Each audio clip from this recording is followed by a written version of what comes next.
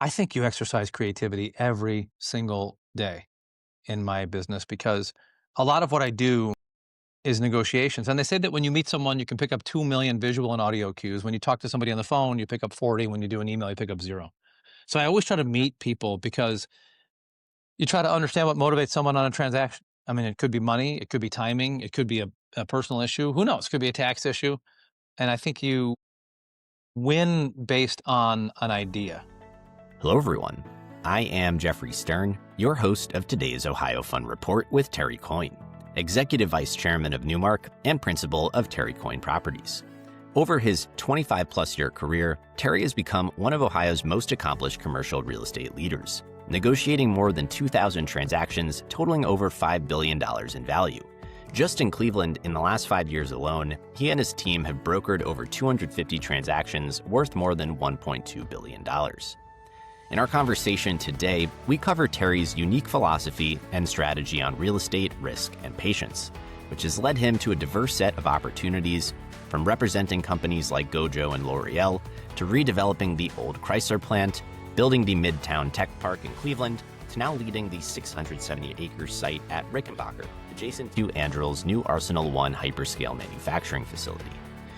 We also break down Terry's views on Ohio's regional markets, what he's learned from his father, the intersection of real estate and entrepreneurship, and his perspective on the future of the state's economy, from data centers and energy policy to the cultural ambition needed for Ohio to keep rising. So please enjoy this awesome conversation with Terry Coyne. Hello, everyone, and welcome to the Ohio Fund Report, a show dedicated to raising the collective ambition of Ohio. Before we dive in, just a quick note. This podcast is for informational purposes only. Nothing you hear today should be taken as investment advice, a recommendation, or an offer to buy or sell any securities. Please note that the Ohio Fund and its affiliates may maintain investments in the companies discussed. Any forward-looking statements you hear today are based on current expectations and may change.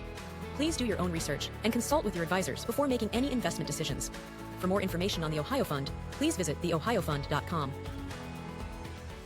I wanted to start with this idea that authenticity naturally gets you away from competition because no one can really compete with being yourself. And I thought that was kind of a fun place to start because I think people may know Terry Coyne, the brand, I believe from your prominence around Cleveland and throughout the state, presence on billboards and the airport, publicity like that. But I wanted to start with you as a person, distinct from the brand that more might be familiar with. And if you could, just take us back, what was young Terry Coyne like, and did he imagine he'd be such a force in Ohio real estate when he grew up? First, I'm glad that you noticed the advertising. So I appreciate that. I've had a billboard sign for the airport billboard for a very long time. And initially people kind of made fun of you. And then it gets to a point where the billboard becomes part of the zeitgeist and people take pictures next to it. So it's been good advertising as long as you stick with it, which I suppose is always the story for advertising. So thank you for noticing. No, I didn't expect to be in real estate. So the origin story would be that my father was a Clevelander. He was born, became an orphan at the age of 5, was raised by nuns at Parmadale, which was a orphanage on the west side. And then he went to Benedictine, and then he went to Notre Dame. Was drafted in the Korean War and got into law, which led to him being owed money by a guy who paid him in part with a parking lot. And that parking lot, my dad didn't really want. He wanted the money that he was owed, but he looked at it as an opportunity, as he did with everything in his life. He was grateful that he was orphaned, which is kind of funny. So that parking lot led him into a life in real estate. And he started off a poor man and passed away just this year as a very successful man. And I am the youngest of 6. So I guess I'm fortunately from a birth order, I'm the youngest. I had huge advantages in that my dad's parking business at one point was the largest in Cleveland, one of the 6 largest in America. He had 1,000 Wow. employees. He was in all throughout the Midwest, and it was called Coyne Kangasser. So I had name recognition just because of Dad.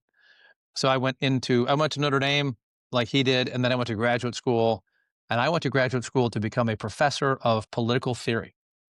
So my goal was to get a PhD from the University of Chicago and then become a professor, in college. And I really enjoyed Montesquieu's theory of the laws. And that's what I focused on for a year. But I realized I was completely outmatched and decided I got to get out of this because these people are smarter than me. Incredibly talented people who have gone on to great success in their fields. And then I went into real estate in Chicago. My dad helped me get a job as a broker and did that for a couple of years. I loved the people, very competitive environment, a lot of cold calling, and then came back home and did the same thing, going right into brokerage. I've never had a job that wasn't commissionable, and I've never had a job that wasn't sales. So they say that where you go to college gets you your first job, and then your first job kind of sets you on your career path. And I think that's probably true for me. But I came back home and got into real estate brokerage in 1996. Bought property shortly thereafter. And I kind of did what my dad did. He went into the parking business, and then he went into the ownership business. And he taught me at an early age, you're better off owning real estate than you are servicing real estate. And like him, I ended up kind of doing both. What are some of the other lessons you've taken with you from your father? Oh, so many. My dad got into Notre Dame because he was going to John Carroll, and there was a priest who said, "Hey, I think you should go to Notre Dame," and got him in. It was a Thursday or whatever. He went, and by the Friday he was at Notre Dame. He had to hitchhike there. And I got into Notre Dame because I was in the alumni pool, and the alumni pool is an easier pool. I'll admit it. I got in. So when you think about the value of a small favor by a priest in 1948, then accrued to my benefit 1988. So dad gets in, and I get in because of dad, but dad got in because of a priest. You don't really know how those things work out. And certainly the priest would never have known that 40 years later, his goodwill changed my life getting into Notre Dame. So he was a hardworking guy, very grateful guy, a guy who didn't start with anything and looked at every situation as an opportunity, not as some type of a burden. And I was always amazed that he was orphaned and loved the nuns and appreciated it. Even later in life, supported Parmadale. But, he gave me a great last name. He gave me his time. And those are things that are not, you can't put a price on that. Certainly I grew up with the best schools thanks to his hard work, but his last name and his time were more valuable than money. And he just passed away in April 18th. I'm sorry for your loss.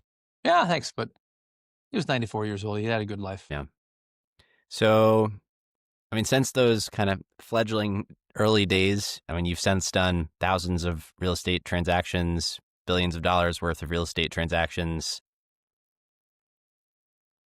What would you tell yourself now, knowing all that you've accomplished when you were starting out? How much is the delta in what you've learned from where you are now relative to where you were?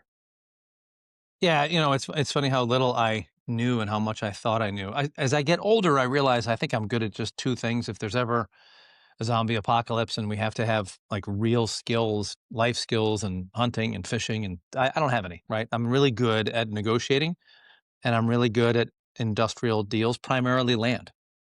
And I bought properties early on. I get the question all the time, how do you get started in real estate? And my answer is to get started. And I bought a building when I was 26 years old, and it cost me $100,000. And I sold it to the neighbor about a week later for $150,000.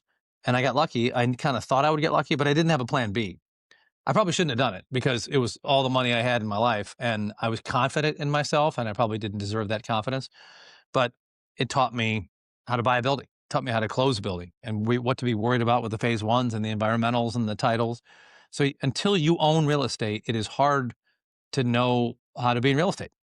Go buy a duplex or a single or go buy a small building. But the best way to start is to start.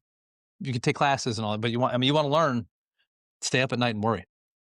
You'll earn and practice a lot more than in theory. Yeah. So what would I tell them? I don't know. I think I'm amazed at how confident I was at a young age, not knowing what I know now. Oh, were there humbling experiences along those early days? Yeah, but I know myself well enough to know that I think I had undeserved confidence. And I grew to appreciate my father's hard work. I always appreciated it. Even from a young age, I appreciated it because anyone who's orphaned does that well. But as I got older and we had lunches every Tuesday, and then he was retiring, we became partners in deals. I'd go to his house on Saturdays, and we'd have lunch at Flatiron, not the Flatiron, the Harp. But I really appreciated his time and his energy and how much of an advantage that was. So I don't know. I'm not sure if I've answered your question, but I wouldn't switch it. I thought about becoming a lawyer. All my brothers are lawyers. I applied to law school. I like the creativity. I like the day-to-day changing nature of what we do. I mean, who knew there was a podcast 10 years ago, right? I mean, so here we are doing a podcast about real estate. I don't know. Every day is different, and I like the interaction with people. How do you feel you get to exercise creativity in real estate? I think you exercise creativity every single day in my business because a lot of what I do is negotiations. And they say that when you meet someone, you can pick up 2 million visual and audio cues. When you talk to somebody on the phone, you pick up 40. When you do an email, you pick up 0. So I always try to meet people because you try to understand what motivates someone on a transaction. I mean, it could be money, it could be timing, it could be a personal issue. Who knows? It could be a tax issue. And I think you win based on an idea. And I don't know how we outpace AI. It scares me to death. I think if there's any way we outpace it, is that we are able to take the outputs of AI and use them for more creative things. Every year I have interns. This year I've got an intern named Aiden Austin, super nice guy, and he's working right over there. And yesterday I said, build me an app with this data. And he used Replit, which you probably know. And Replit's gone from 0 users to 100 million users in 6 months. And by the end of yesterday, with a liberal arts degree and exactly no experience building an app, he built an app. That same app, I was quoted $50,000 in 6 weeks. So, I mean, think about how many people just lost money. How many people don't need office space? And what does that mean? I don't know. But the app allowed me to take inputs, create outputs, which help me make decisions better and faster. So I think it takes creativity every day. It's also kind of scary. It is pretty scary. I mean, it's a very dual-edged kind of idea of what the implications will be going forward, creating a lot of opportunity, but also, I think, a disruptive force for sure. Yeah.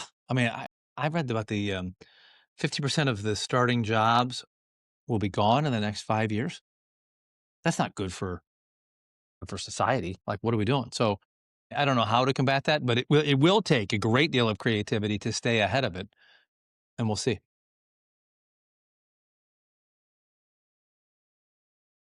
It feels to me if there's an area that is most immune to the development of AI, it would be in personal relationships and in trust between people. And you mentioned earlier, really kind of in pursuit of two strengths of yours, one being negotiation and the other industrial and land. And we could talk about the latter in a moment. But what do you feel has allowed for you to become good at negotiation? And how do you even think about negotiation? Yeah, I mean, I live in a world of yes or yes, but I don't live in a world of no.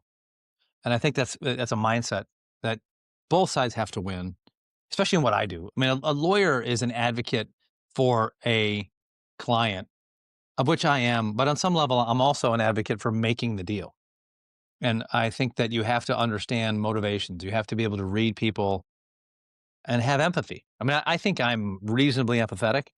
I think, my wife is more empathetic than I am, I'm sure, but I think I'm pretty good at, and I think I'm pretty good at reading people. But I think if you are able to understand the motivations for people on transactions, I mean, I worked on a deal that I couldn't figure out for, I don't know, 6 months. And I finally got a meeting with all of the brothers and the sister. And I found out that there was a timing issue related to one of the sister's kids. It's very specific, but as soon as I realized that the entire deal hinged on a very small issue with one of the sister's kids, I isolated it and we figured it out, and it ended up working out for everybody.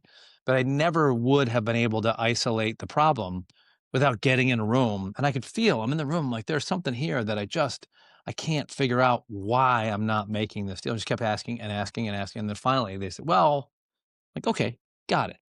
So there's the choke point. And I think you have to I ask a lot of questions. I mean, I ask a lot ever since I was a kid. I had one brother tell me to not talk to him until I was 18. And I think I was 8 when he told me that. And I remember I was a little kid thinking, I wonder if he's serious. Like, am I not going to talk to my brother for 10 years? Because I think it was just so annoying because I would ask a gazillion, and I still do. I will ask a gazillion questions. And I think that helps. I mean, I'm interested in people. I'm interested in knowing their story. And I think that plays to, being a lawyer, I probably could do it.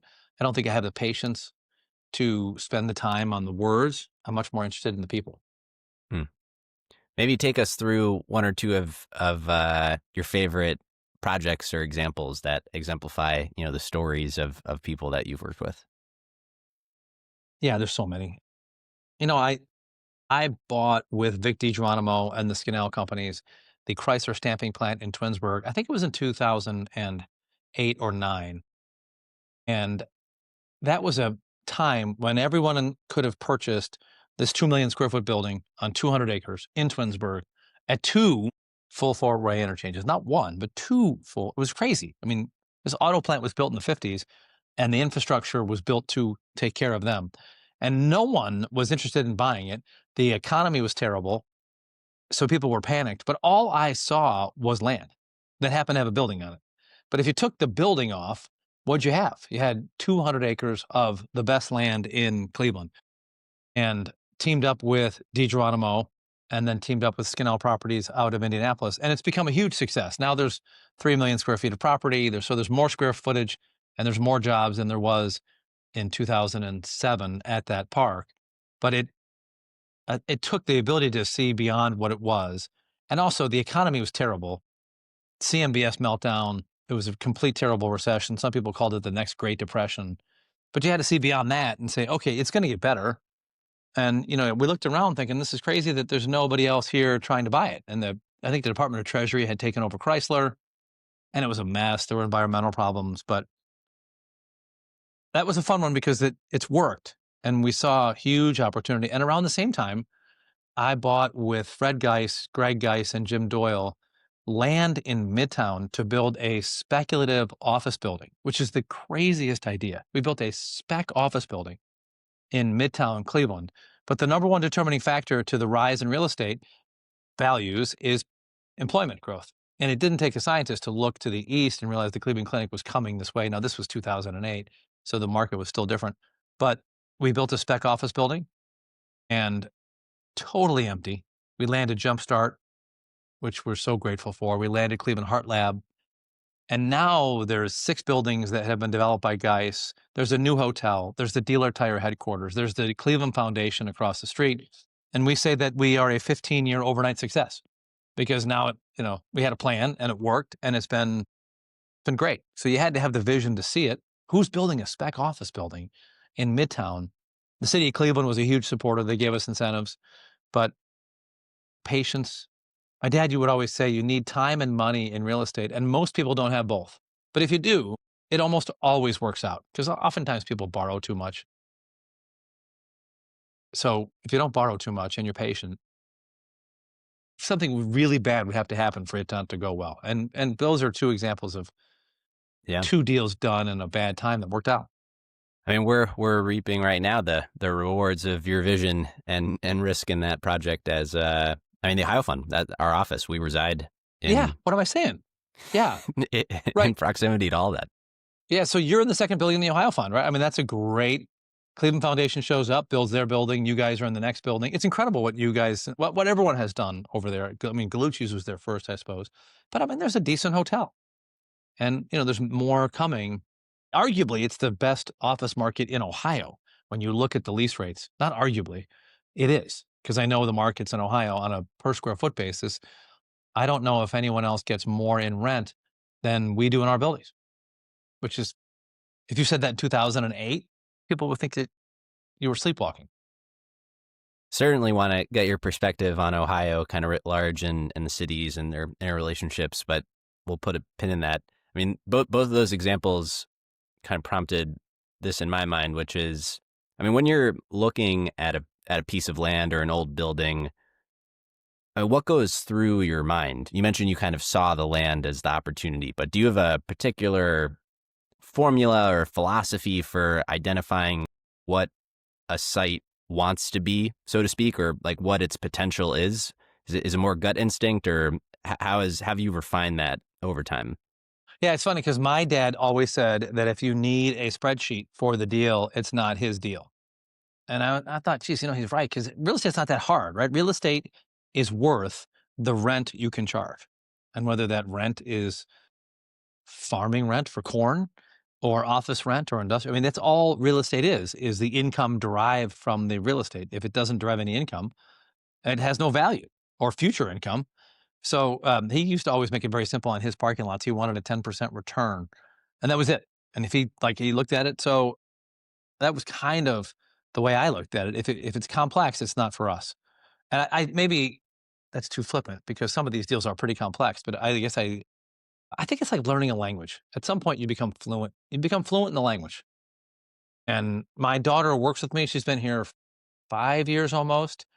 And I remember how she was when we began and how she is today, and she's fluent, right? My son-in-law just joined me, and I can see him trying to learn the language, and he will. And the light bulb. And so I think that as you just get more into it and more immersed in it, there is a gut feel, because that gut feel is 30 years of analyzing stuff. And I mean, there's a million data points in my brain, a million experiences that go into looking. I mean, when I see buildings, they're alive to me. Like, I can tell you a story about most buildings. I can tell you a story about most land sites. So they're alive and they speak to me, and that's probably how I do my underwriting. You mentioned employment growth as the primary determinant ultimately of kind of larger real estate value. And I think that overlap in entrepreneurship ultimately in real estate is a pretty interesting Venn diagram. And Yeah. I know you as a broker have made investments in your tenants, which is also maybe not the most usual path and maybe comes only at a level of fluency when you can really speak the language. But just how you think about kind of the entrepreneurial nature of real estate. I guess it depends what you do, but if you're a broker, you are by the very definition an entrepreneur and a risk taker. And if you own real estate, you're really a risk taker. I have had I told you this before. I've had angel investments. Some of them, if you'd put the money on this table and burned it, I would have gotten more use out of my investments because they were just bad ideas. And I've invested in a lot of Cleveland angel startups. I'm a huge supporter of Cleveland, and I don't regret making any of the investments because I feel it is, I want the area to do well. But what's interesting is I've invested in tenants who are in my buildings, and on every single one of those, I have either broken even or made money, but I've never lost money. So I somehow do better underwriting if you are my tenant, and I can't explain it. And because I've had some bad investments that were not tenants, and then I stopped and made them all. I only invest in tenants, and it's a great way to learn. I mean, Boxcast, Gordon Daly. I think you said he's been on your show, right? Chris Snyder, we talked about him. Vox Mobile, Brett Lindsay. Have you had Brad Wirtz from Genome Oncology? Not Brad, but Ian, his CTO. Okay. Yeah. See. Okay. Got it. He's probably actually better. Yeah. All of those are tenants. All of those are friends. And unless you know something I don't, I think they're all okay or have been okay. Right. So I also think it's fun. I mean, I like meeting people. I like making friends, and I enjoy it. So I'll pull the pin off of Ohio because I would be remiss, I think, to not ask about your opinions on someone who wants to see Cleveland succeed, just how you feel Cleveland is doing, where the opportunities are. And I think particularly in relationship to the work you've done in Columbus, Toledo, Dayton, just having a more holistic statewide perspective on where we have this tyranny of small differences between these places, where they're actually structurally different and can play to different strengths. Just your perspective on having worked across the state and wanting to see the whole state, but also Cleveland do well. Yeah. I mean, Toledo is a suburb of Detroit, driven by Detroit jobs, automotive. 75 corridor. So I know we're all in one state, but we're all unique in different ways. You go down 75, past Lima to Dayton, then you get to the U.S. Air Force. Not the headquarters, but kind of the headquarters. The leases there are primarily defense contractors. There is a distribution market because it's on 75, a little slower, smaller buildings, but heavily influenced by automotive and the Air Force. Again, good market. You go over Cincinnati. I mean, Cincinnati is a funny market because if you're on time for a meeting, you're late, right? And the market is heavily influenced by, I think, being the German culture of just being early, and everything they do is very precise. And it's similar to Cleveland in that people ask you the same question they ask in Cleveland first, which is, where'd you go to high school? They don't ask that in most big cities. They don't ask that in Columbus, right? But in Cleveland and Cincinnati, they say, where did you go to high school? Very parochial. South side's Kentucky, north side is less distribution, a little bit more wealth. But I would say Cleveland and Cincinnati would be the two cities that would match up the most. Go back up north to Columbus. I mean, look, Columbus has got the second highest retention of college students in America, second only to Boston, and Boston's got more colleges. And over the past 20 years, they've done a great job. I think they graduate 15,000 kids per quarter. I think I have that right. And if you retain 42%, that's a lot of employees that you're retaining, which then grow up to be employers. And it's taken a while, but it works. And it's the hottest market in commercial real estate in America. Last year, they absorbed 5 years worth of land in 1 year. And the industrial distribution absorption has been fantastic, despite the continued building. But it's harder in Columbus to buy because they're stopping incentives, and the incentives and the utilities. So the utilities, they're not extending, and the incentives are going away. So while everyone looks at Columbus and sees tons of opportunity, it's getting tighter. Go up northeast to Youngstown. You know, Youngstown is famous because of a Bruce Springsteen song called Youngstown, which is, it's a good song, but it's very sad. I'm sure the Chamber of Commerce wishes he hadn't made that song. But Youngstown's actually kind of booming in Youngstown sense. They get crushed by automotive. But if you go to the downtown Youngstown, we know because of parking, the numbers there are better than they were in 2019, which tells you that if parking rates are up and full, then the downtown is healthy.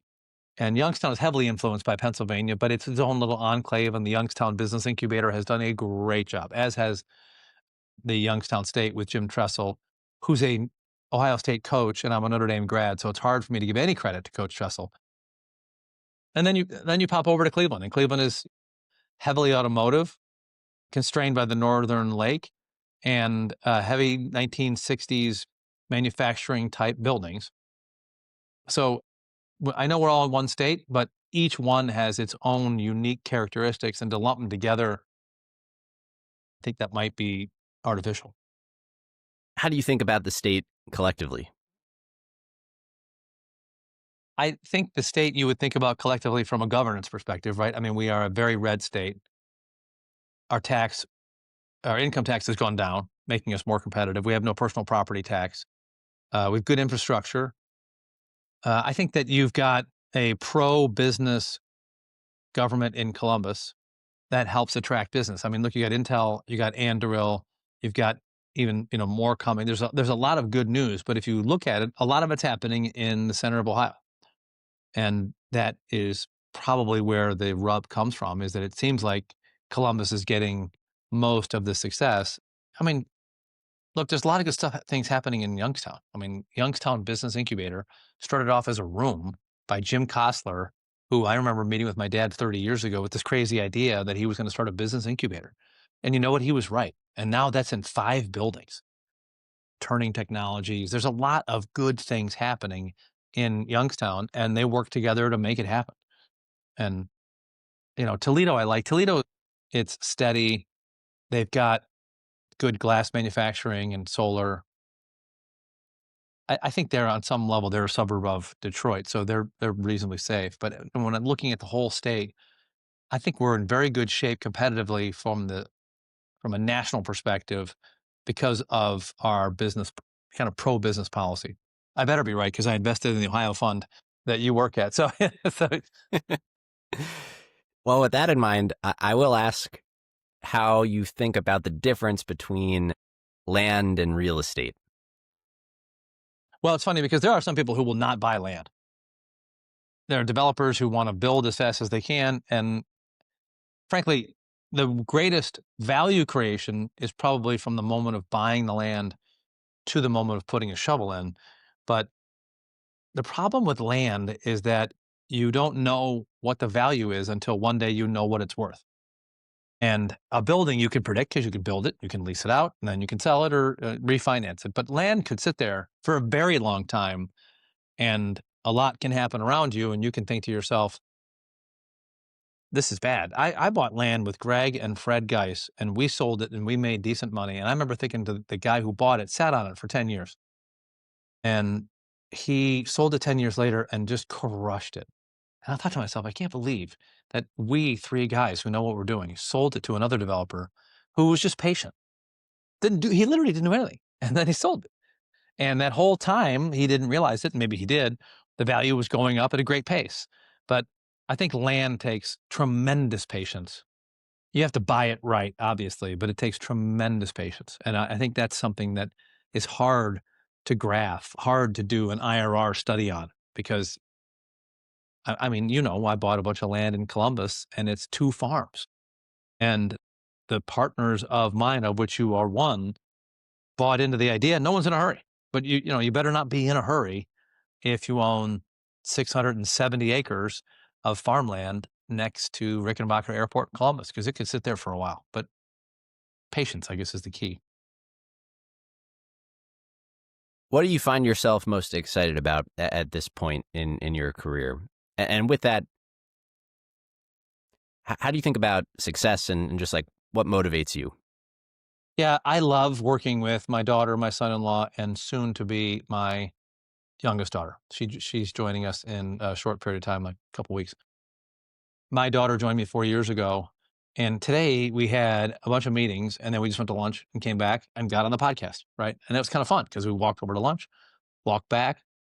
I really enjoy spending time with her, with my son-in-law, and soon to be my other daughter, and teaching them. I mean, I enjoy what I do with my clients and my deals, but there's a different level when your daughter is working with you. I mean, she used to come to the office with her sisters and run around, and they grew up going to buildings, so just like I did with my dad. So it's kind of fun. I mean, it's kind of, it's like learning a language at an early age. She did not realize what she knew until she showed up, and then realized that she could speak the language better than most people years ahead of her. Well, of course you could. When I was a kid, I worked as a valet parker. I worked at the old stadium flagging cars, right? I had to replace windows in the old stadium as a summer job, which was awful. And I was always around it. And so that was a huge advantage to be able to understand the really, really basics of his business. And so it's good to do the same with her. That's awesome. Yeah, it's fun. So I guess that's what motivates me. I want to see her and my son-in-law and my other daughter grow and succeed. That is what motivates me. At this point, it's not, I mean, I'm fine. How do you think about risk? I love risk. I love it. I love risk. I'm not sure if that's a good thing to be proud of, but and I think you have to. Like, I mean, when I say that, I don't know if it is risk, if you can quantify it. But like when we built the spec building in Midtown, was I worried? Yeah. And I was worried when we bought the Chrysler stamping plant. But I do like risk. I like it a lot. And I'm sure entrepreneurs that that I know, it's an adventure, right? I mean, you're a little kid and you're running through the woods and you're looking for an adventure. And it's just, it's a risk, but it's woods that and your kids with your friends are with you. So it's not really that risky, but it's just business. I marvel at how business is not really that sophisticated. It's not that much different than playing in competitive sports. And sometimes the conversations are actually worse, like dumber, right? Arguing over silly things. But I don't know. I like risk. If you can quantify risk and it no longer is risk, what is that to you? It's probably an adventure, right? That's what it would be. I mean, because I understand the question you're saying, because you're saying it's not really risk, right? If you can quantify the risk, why do people climb Mount Kilimanjaro, right? I mean, they don't assume they're going to die, right? And I remember reading an article about the Sherpa, and the Sherpa's like, my job isn't to get them to Mount Kilimanjaro. My job is to get them back here. So it's not the up that he's worried about. It's bringing them back down safely. But I guess I would say it's an adventure. And that's the fun thing about my job is that we go on an adventure all of the time. Somebody calls, has a problem.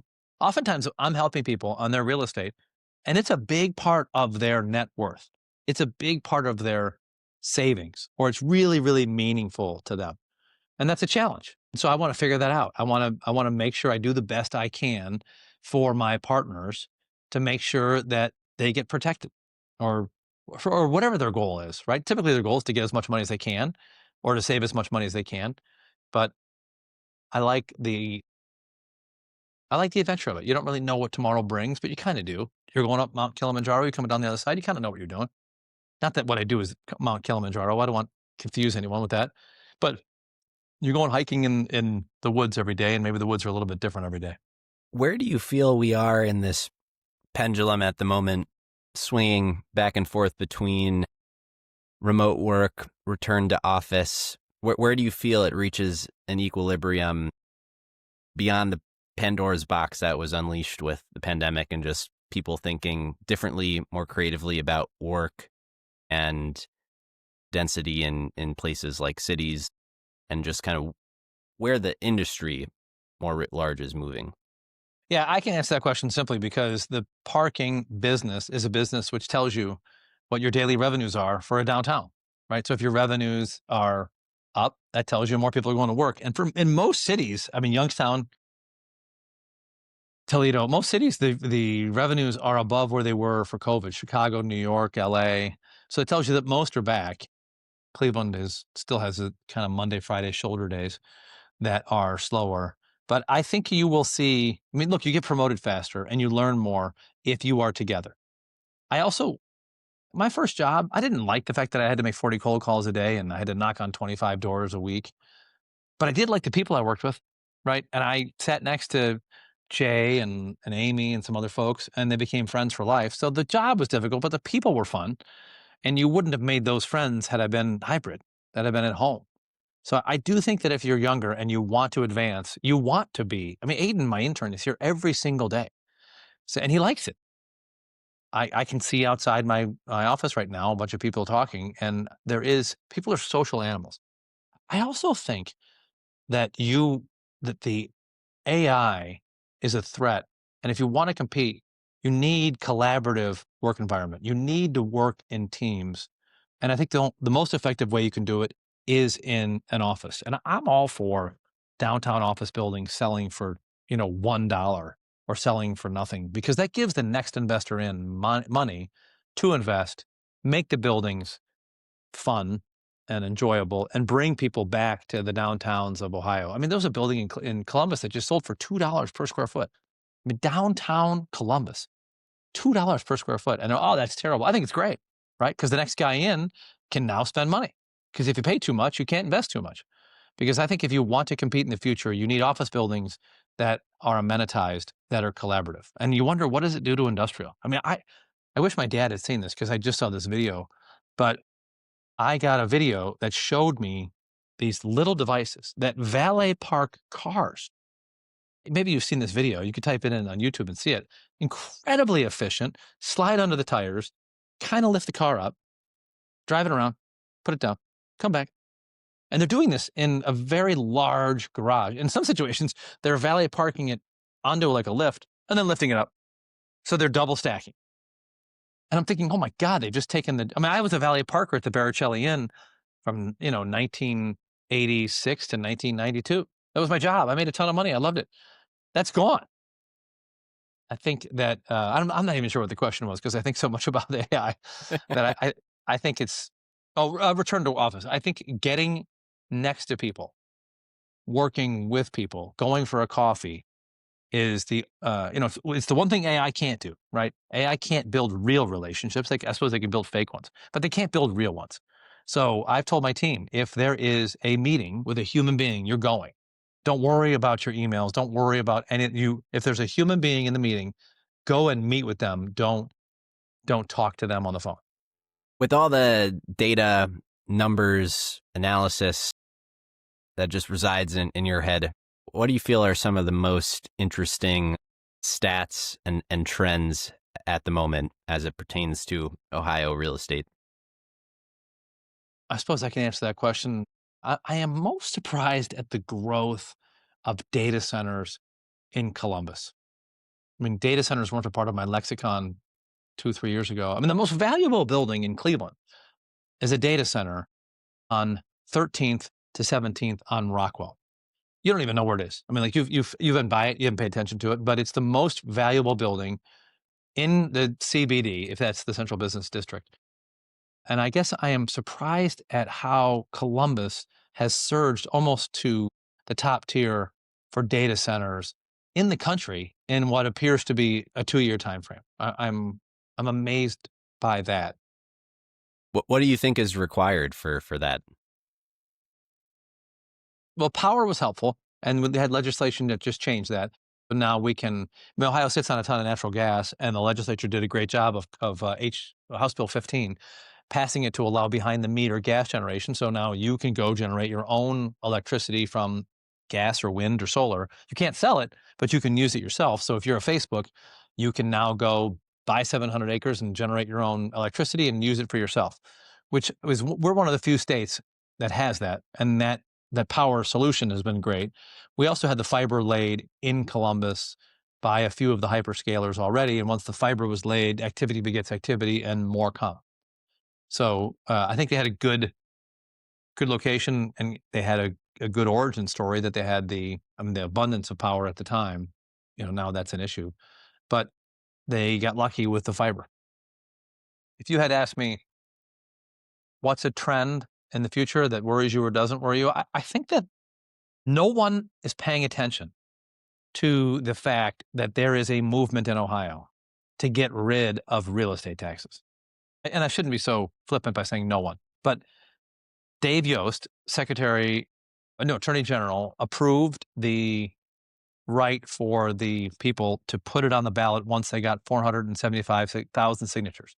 And the language for the constitutional amendment is so simple and elegant.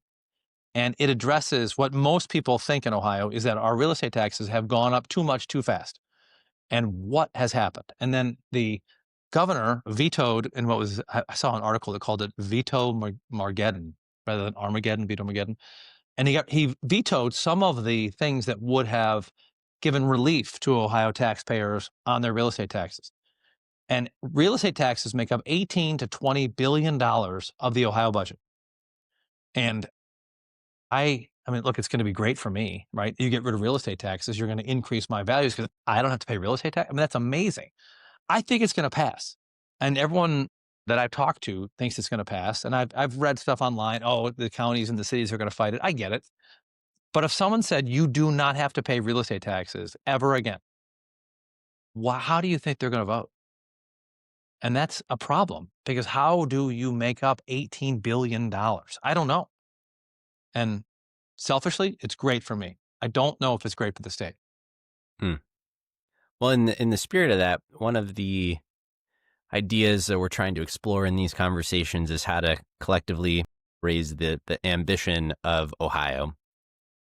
And if you were kind of the real estate czar, if you will, what are you prescribing that you think materially, moves the needle for Ohio?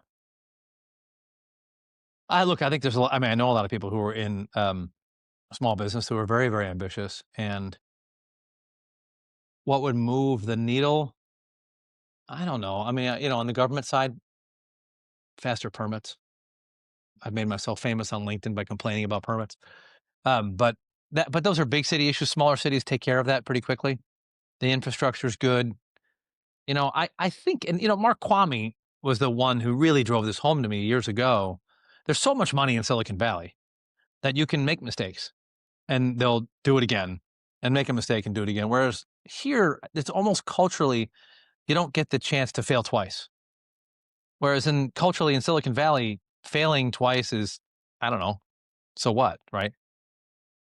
And maybe that's because there's so much access to capital.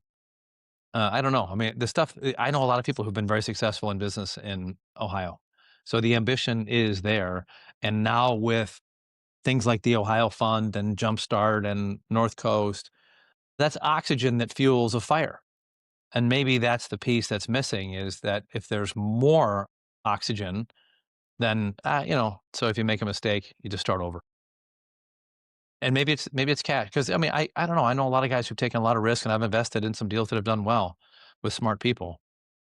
But why does Silicon Valley do so well? Why is there such a tech presence in New York? Now there's denser populations, but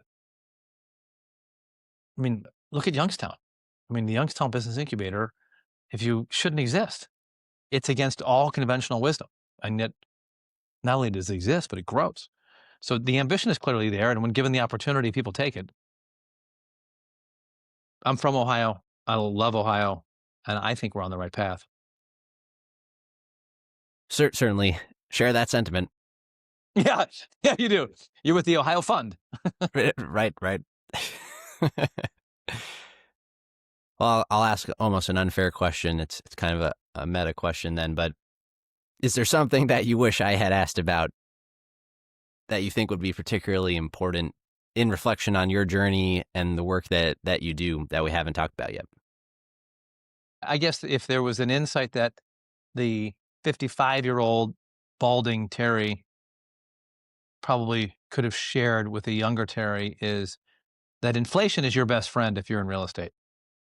And it may not be your best friend if you're in other industries, but people buy gold, right? People buy raw materials. They buy commodities. And I'm in the commodity business. What's a building but just an organized set of commodities?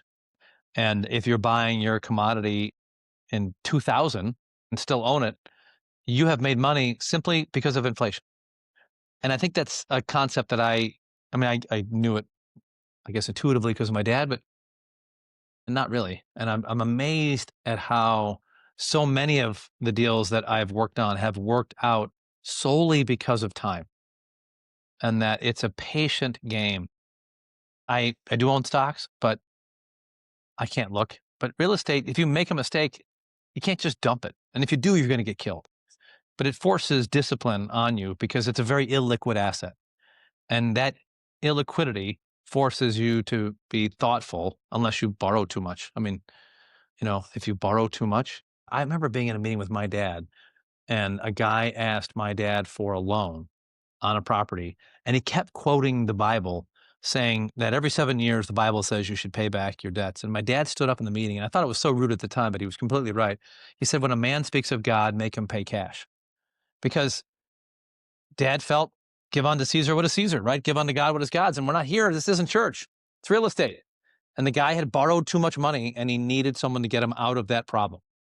And we left because, during COVID, my father and I were net buyers of parking lots. So he and I bought parking lots during COVID.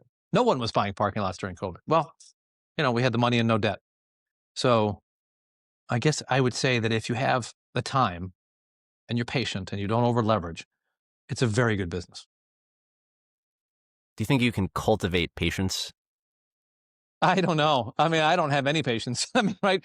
So the patience that, I guess you could cultivate patience, right? Go into an industry that forces patience. So I went into an illiquid, slow-moving business, and I don't think that I don't know how I would do if I were in a fast-moving, if I traded equities, right? I don't know. I would worry, but so you could cultivate it by going into real estate because it forces you to be disciplined with patience. If not, you get crushed. Well, Terry, I just want to thank you for coming on, Sure. Sharing a little bit more about your story, reflections on the whole journey.